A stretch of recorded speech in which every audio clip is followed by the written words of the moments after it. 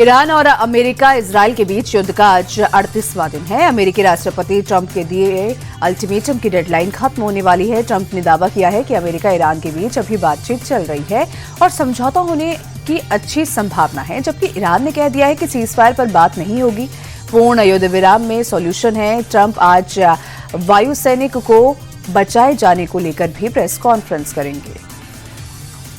अमेरिकी राष्ट्रपति ट्रंप ने एक बार फिर से ईरान को धमकी दी है। ट्रंप ने ईरान को 7 अप्रैल तक स्ट्रेट ऑफ हॉर्मुज खोलने का अल्टीमेटम दिया है। ट्रंप ने सोशल मीडिया ईरान के बिजली घरों और पुलों को उड़ाने की सीधी धमकी दी है और साथ ही ट्रंप ने साफ किया है कि अगर ईरान ने हॉर्मुज नहीं खोला तो उसका नरक में जाना तय है। ईरान की सरकारी मीडिया ने यह दावा किया है कि पेट्रोकेमिकल संयंत्रों पर हमलों में 5 लोग मारे गए हैं। दक्षिण पश्चिमी ईरान के मशहूर स्पेशल पेट्रोकेमिकल इकोनॉमिक जोन में स्थित इन संयंत्रों पर हुए अमेरिकी इजरायली हमलों में कई लोग भी घायल हुए हैं। इजरायली सेना ने इन संयंत्रों पर हमले की जिम्मेदारी भी ली है। ईरान ने नॉर्थ इजरायल के हाइफा शहर पर फिर हमला किया है। ईरान की बैलिस्टिक मिसाइल हाइफा के एक रिहायशी इलाके में गिरी। हमले में इमारत का एक हिस्सा बर्बाद हो गया। इस हमले में 4 लोग घायल हो गए हैं तो वहीं 2 लोग अभी लापता हैं। हमले के बाद पूरे इलाके में मिसाइल के टुकड़े और इमारत का मलबा फैला हुआ है। मिडिल ईस्ट की जंग के बीच देश में एलपीजी संकट बरकरार है। देश के कई शहरों में गैस सप्लाई धीमी होने से बुकिंग के बावजूद लोगों को कई दिनों तक इंतजार करना पड़ रहा है। तो वही कमर्शियल गैस सिलेंडर की कमी से छोटे और मध्यम उद्योग बंद होने की कगार पर पहुंच गए। दिल्ली एनसीआर में बुकिंग कराने के बावजूद लोगों को एलपीजी सिलेंडर नहीं मिल रहे। दिल्ली में गैस सिलेंडरों की कालाबाजारी बढ़ने के बाद अब सरकार एक्शन में आई है। सरकार ने अब सीधे गोदामों से एलपीजी सिलेंडर की बिक्री पर रोक लगा दी है। भारतीय जनता पार्टी का आज 47वां स्थापना दिवस है। इस अवसर पर बीजेपी की ओर से देशभर में कई कार्यक्रम आयोजित होंगे। केंद्रीय गृह मंत्री अमित शाह आज केरलम के तिरुवनंतपुरम में स्थापना दिवस के मौके पर पार्टी का ध्वजारोहण करेंगे और पार्टी कार्यकर्ताओं को संबोधित करेंगे। तो वहीं यूपी के सीएम योगी आदित्यनाथ बीजेपी के स्थापना दिवस के अवसर पर गोरखपुर में आयोजित कार्यक्रम में शामिल होंगे। तो वहीं रविवार को गोरखपुर में सीएम योगी ने कहा कि उत्तर प्रदेश की धरती पर गुंडों और माफियों को पनपने नहीं देंगे। बंगाल चुनाव प्रचार में बीजेपी पूरा जोर लगा रही है और इसी कड़ी में पीएम मोदी आज पश्चिम बंगाल बीजेपी कार्यकर्ताओं से संवाद करेंगे। पीएम मोदी सुबह 9 बजे वीडियो कॉन्फ्रेंसिंग के जरिए कार्यकर्ताओं से बातचीत करेंगे। पीएम मोदी कार्यकर्ताओं से चुनाव की रणनीति पर चर्चा करेंगे। तो वहीं रविवार को पीएम मोदी ने कूच बिहार में चुनावी जनसभा को संबोधित किया और उन्होंने कहा कि पश्चिम बंगाल में बदलाव का माहौल बन चुका है। टीएमसी का सिंडिकेट घबराया हुआ है और जनता ने बदलाव पर मुहर लगा दी है। केरलम के एर्नाकुलम में गृह मंत्री अमित शाह ने विपक्ष पर जमकर निशाना साधा। शाह ने कहा कि केरलम के युवा शिक्षित तो हैं, लेकिन उन्हें नौकरी के लिए खाड़ी देशों में जाना पड़ता है। उन्होंने कम्युनिस्ट सरकार को घेरते हुए आरोप लगाया कि मोदी सरकार की योजनाओं पर मुख्यमंत्री विजयन अपना पोस्टर लगा देते हैं। पेट्रोल की कीमतों पर राहुल गांधी को जवाब देते हुए शाह बोले, पेट्रोल 460 रुपए लीटर भारत में नहीं बल्कि पाकिस्तान में हुआ है। कांग्रेस अध्यक्ष मल्लिकार्जुन के केरल में दिए बयान पर विवाद अब बढ़ गया है। बीजेपी नेताओं ने उस पर जोरदार पलटवार किया। खड़गे ने कहा था कि केरल के लोग शिक्षित और चतुर हैं, उन्हें गुमराह नहीं किया जा सकता, जैसा कि गुजरात और कुछ अन्य जगहों के लोगों के साथ होता है। बीजेपी अध्यक्ष जितेंद्र नवीन ने कहा कि हमेशा दूसरों को अपमानित करना, राज्य के लोगों को अपमानित करना मल्लिकार्जुन खड़गे और कांग्रेस के नेताओं का चरित्र है। पुलिस ने मालदा बंधक मामले में 8 और लोगों को गिरफ्तार किया है। अब तक गिरफ्तार हुए लोगों की कुल संख्या बढ़कर 43 हो गई है। तो वहीं सूत्रों के मुताबिक कई और लोगों को हिरासत में लेकर पूछताछ अब की जा रही है।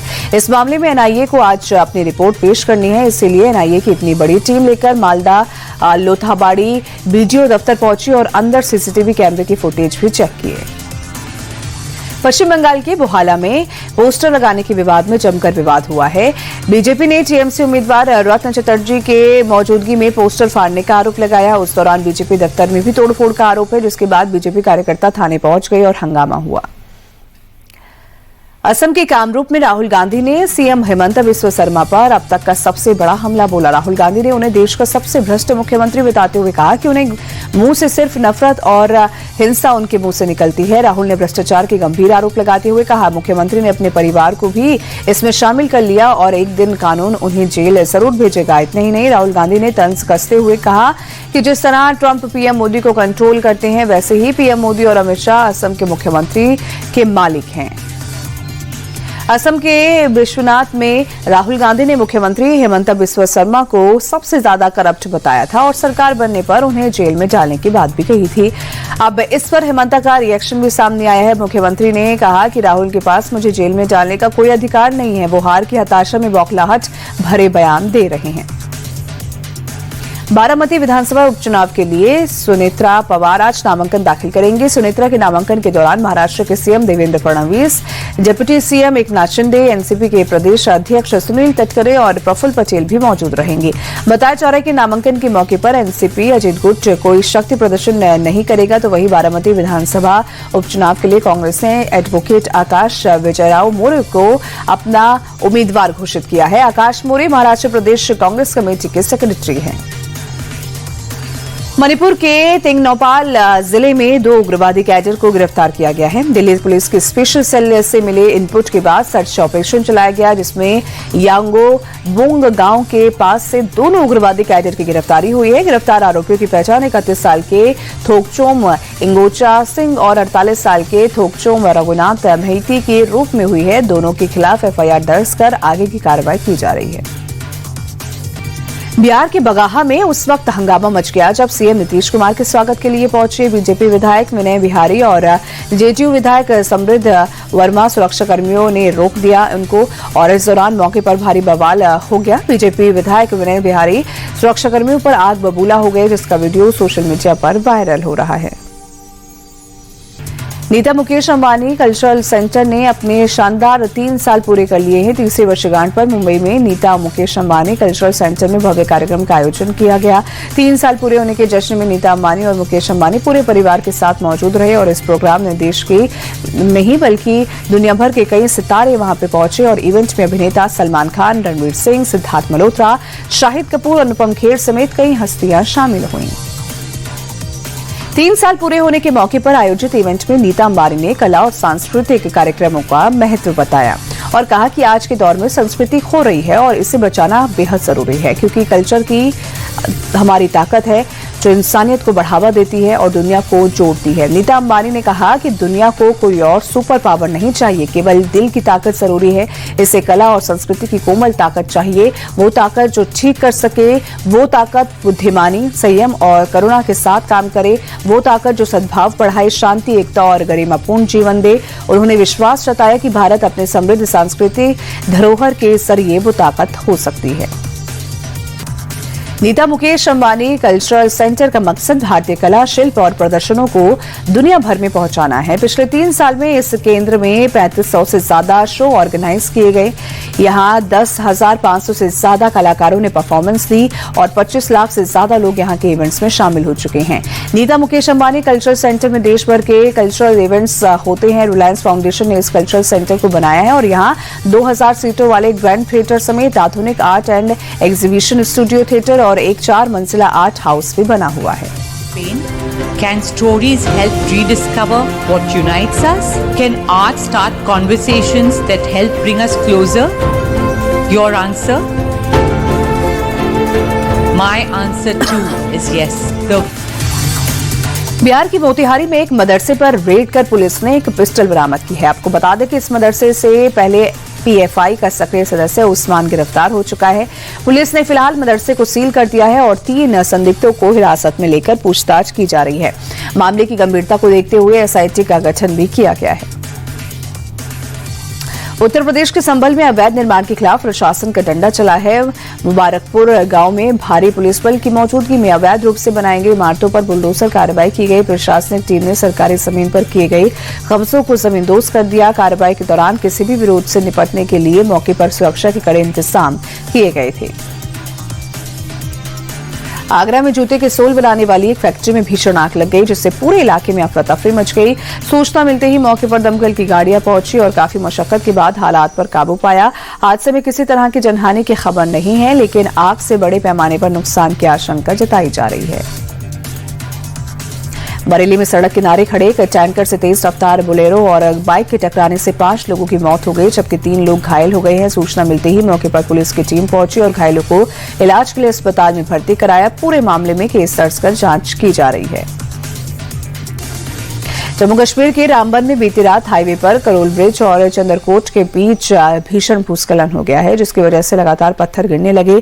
सड़क पर पत्थरों के आने से दोनों तरफ के लेन ब्लॉक हो गए, जिसे देखते हुए प्रशासन ने एहतियातन यातायात को रोक दिया।